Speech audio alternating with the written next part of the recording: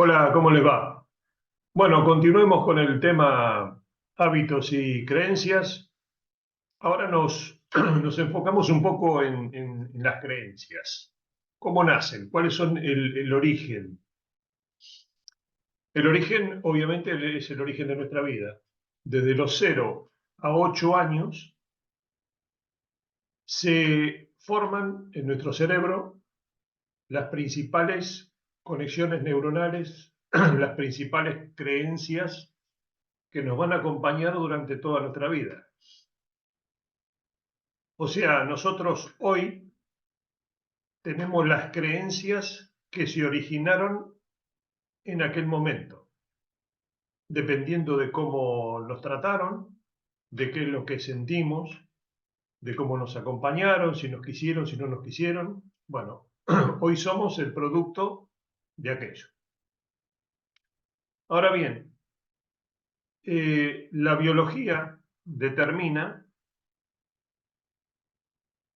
que eso lo podemos cambiar. Algunas cosas de las que sentimos hoy, o de cómo somos hoy, o cómo actuamos hoy en algunos casos, lo podemos cambiar. ¿Cómo? Cambiando la manera de pensar. Pensando distinto. Pensando distinto, modificamos nuestro cerebro. Ahora, estamos hablando de cerebro, estamos hablando de hábitos, de creencias, de conexiones neuronales, pero no lo hemos presentado en sociedad, no lo conocemos.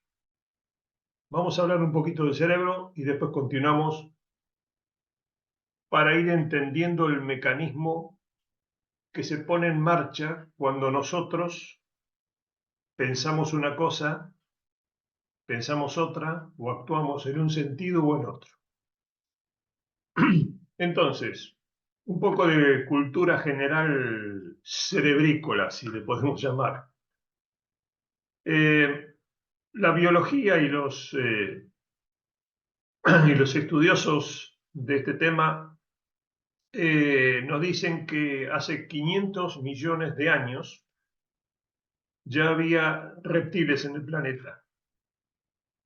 Esos bichitos tenían un cerebro muy básico que controlaba las funciones básicas de respiración, visión, tengo hambre, tengo frío, tengo sueño, la procreación, lo básico.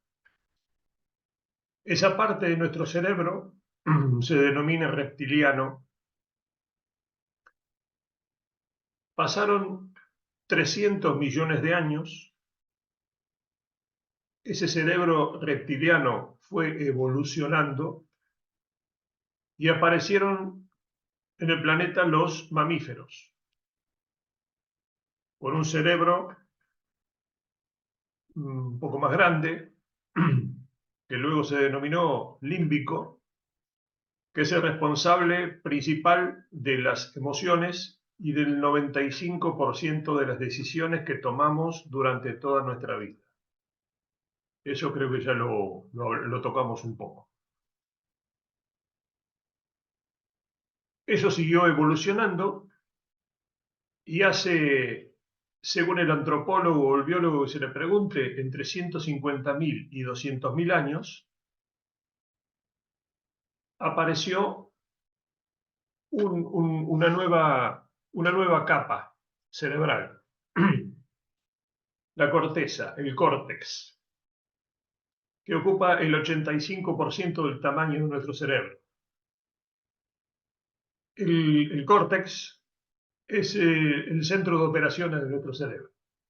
Es el responsable de la razón, de cálculos, del idioma, de un montón de funciones. Y la pregunta sería, ¿usamos todo nuestro cerebro? Hay muchas veces que escuchamos que usamos el 10%, el 20%, esto, aquello, el otro, pero bueno, la biología nos dice que ¿tenemos cerebro? Sí. lo usamos todo. Usamos el 100% de nuestro cerebro. Ahora bien, hay un pero, siempre hay un pero. No podemos usar todo nuestro cerebro cuando nosotros queremos. ¿Y cómo es esto? Es una cuestión de física y química. Nuestro cerebro es un órgano y como tal necesita alimentarse para poder funcionar. ¿Y de qué se alimenta nuestro cerebro? De varios nutrientes, pero principalmente de glucosa y de oxígeno. Nosotros comemos alimentos, esos alimentos son procesados, el torrente sanguíneo distribuye los nutrientes y le lleva el 35% de la glucosa que el cerebro necesita y el 50% del oxígeno que el cerebro necesita.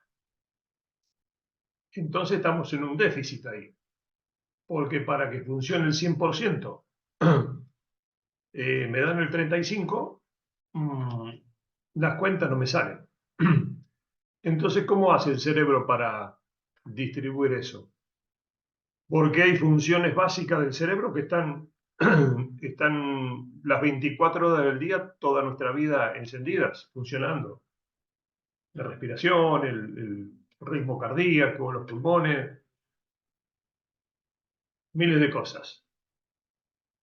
El remanente de ese 35% de glucosa y de oxígeno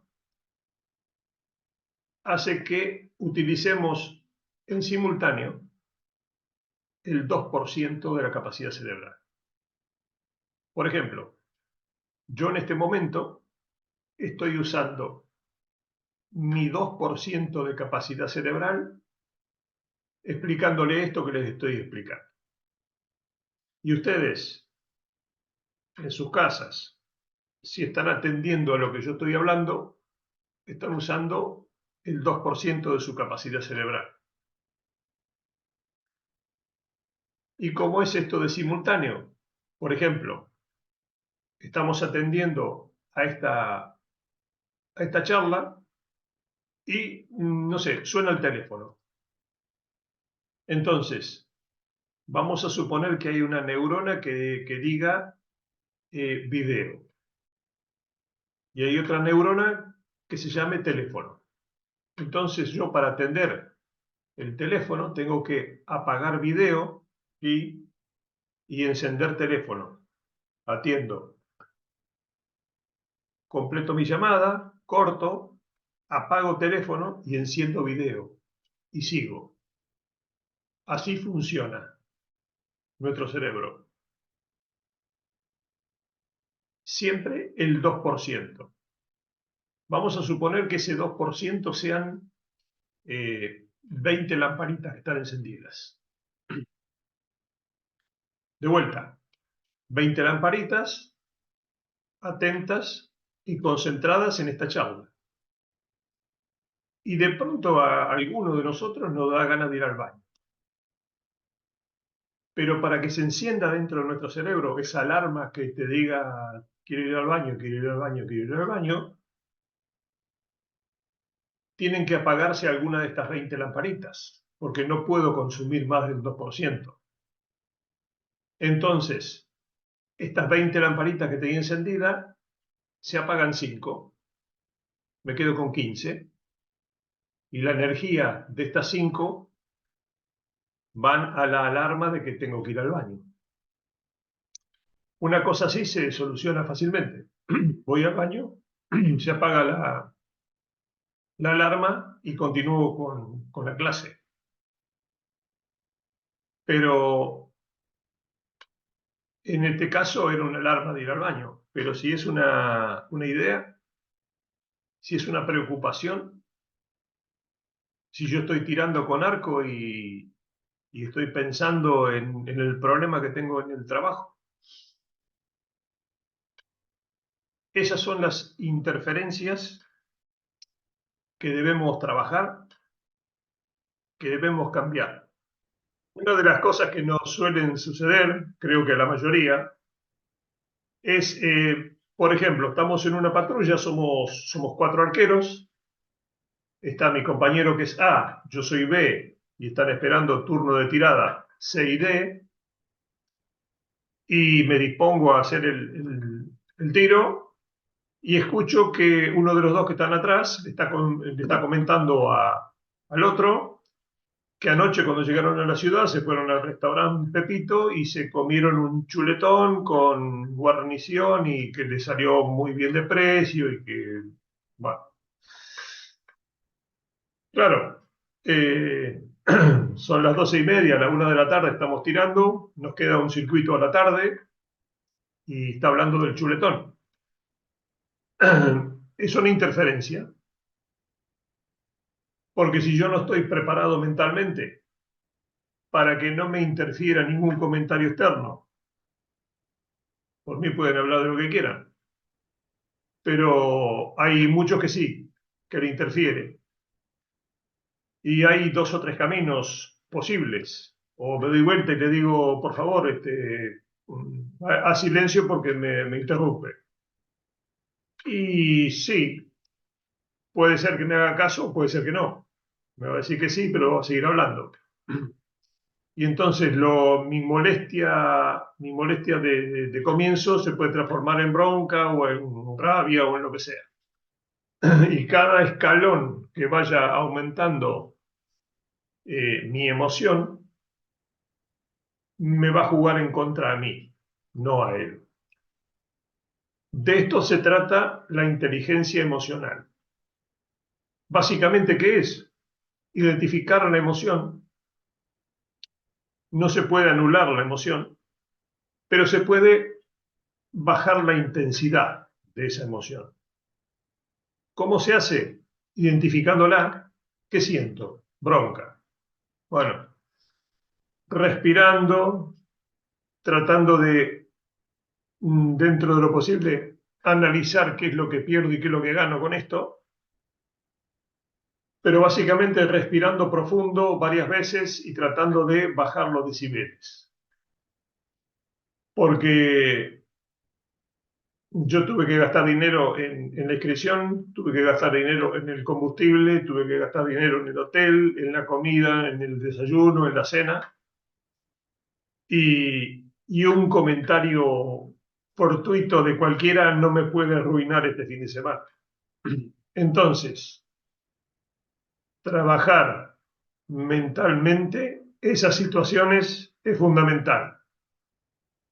Eh, Posiblemente no entrenar solo en el club, sino entrenar con gente que esté hablando detrás, que lo haga a propósito, que cuando yo esté tirando me hable o me pregunte cosas, o hable cosas que saben que a mí me molesta. Ese tipo de cosas favorece mucho a esas situaciones que se nos pueden presentar. Incluso alguno lo puede hacer desprofeso por una cuestión táctica de competición. Pero no vamos a pensar eso. Vamos a pensar que fue una conversación fortuita y sin intención. Pero esos entrenamientos, eh, a propósito de estos casos que me molestan o que nos molestan, favorecen mucho al momento de ir a competir. Lo seguimos en el próximo video. Espero que les haya sido útil. Nos vemos. Chao.